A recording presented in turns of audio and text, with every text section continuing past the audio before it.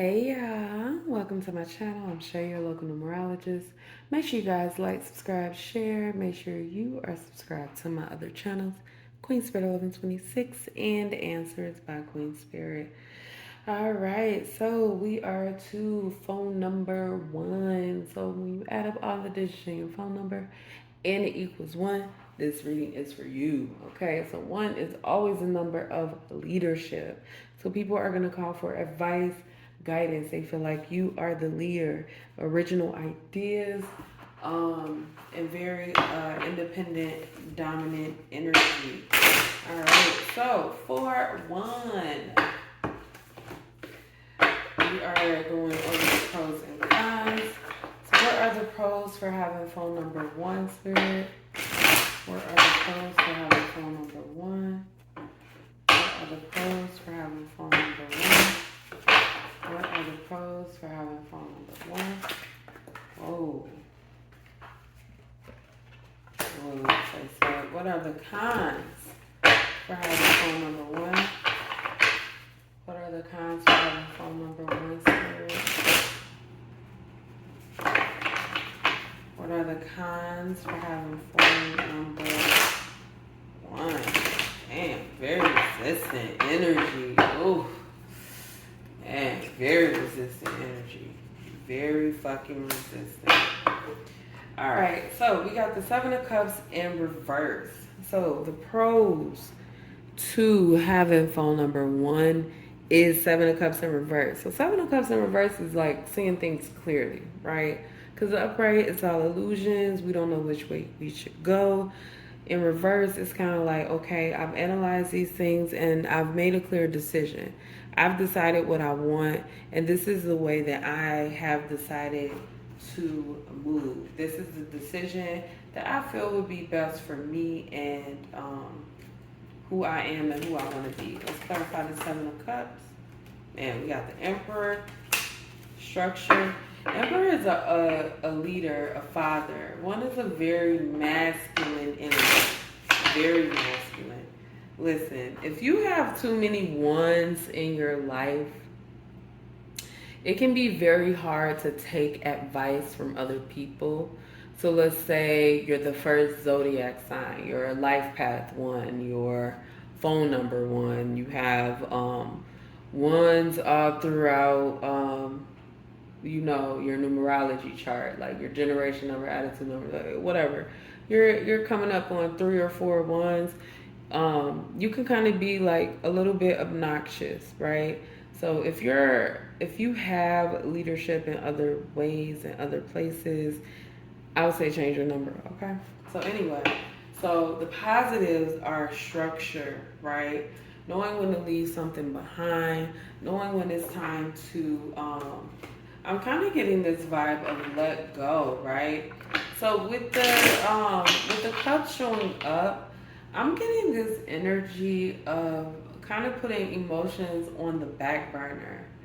So one pro is that someone with the phone number 1 can overcome kind of like difficult emotions when it feels hard to love or whatever the case may be.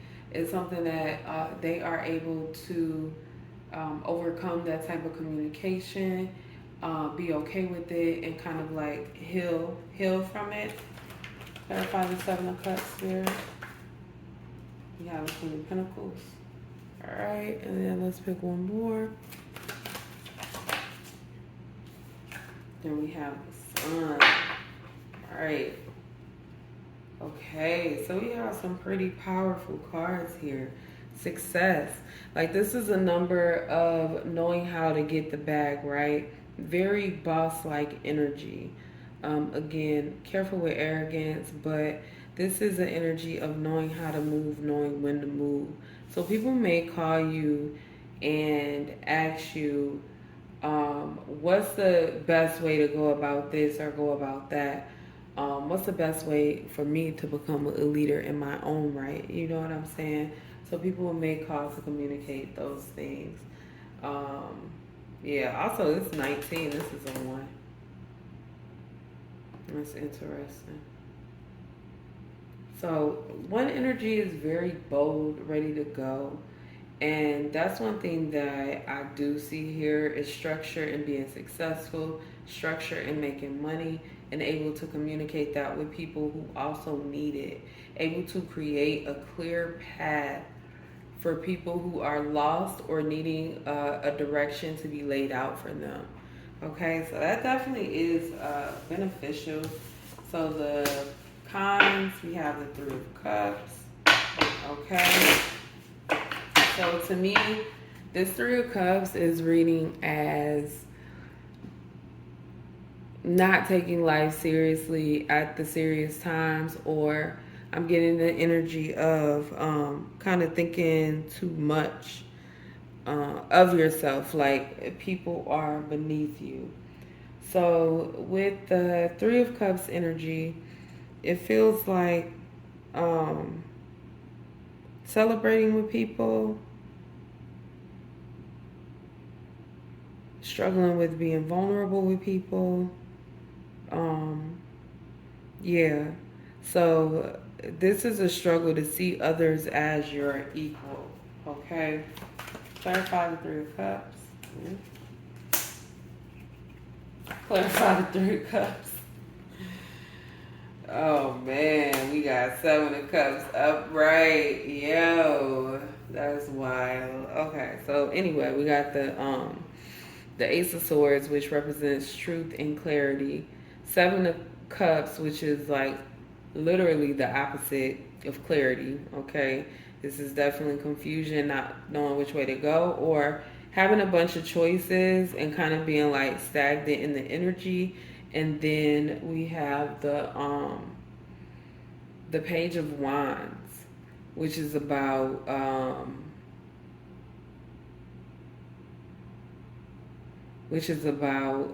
action, right? Moving. Our wands are about action. Pages are like students, right? So learning the things to do, learning the moves that you want to make, things like that. That's what I'm getting with this Page of Wands here. So it's definitely a energy that you want to move toward, or you have trouble making solid decisions, right? Because it's kind of like somebody's always watching. That's what I'm getting. It's difficult to make solid decisions because somebody is kind of like always in your face trying to see what you're doing because you're the leader and scared to make a mistake. You may be scared to make a decision, scared to make a choice, scared to take advice from people who consider themselves your equal, but who you consider beneath you. And so I definitely feel a need for some kind of like reality check for some of you guys, like, because we are all equal. Even if somebody does things that you don't appreciate, you don't like, da da da, whatever, people's journey, that is their journey, right? I do get it. Right is right, wrong is wrong, whatever the case may be.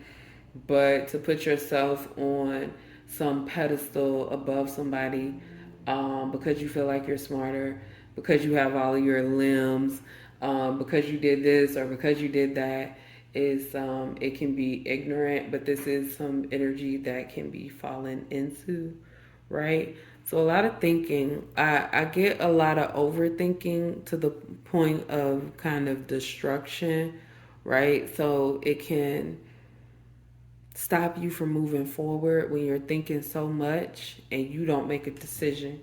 You don't make a choice. It's too many choices, too much thinking. So don't get caught up in that. Allow the truth to prevail, right?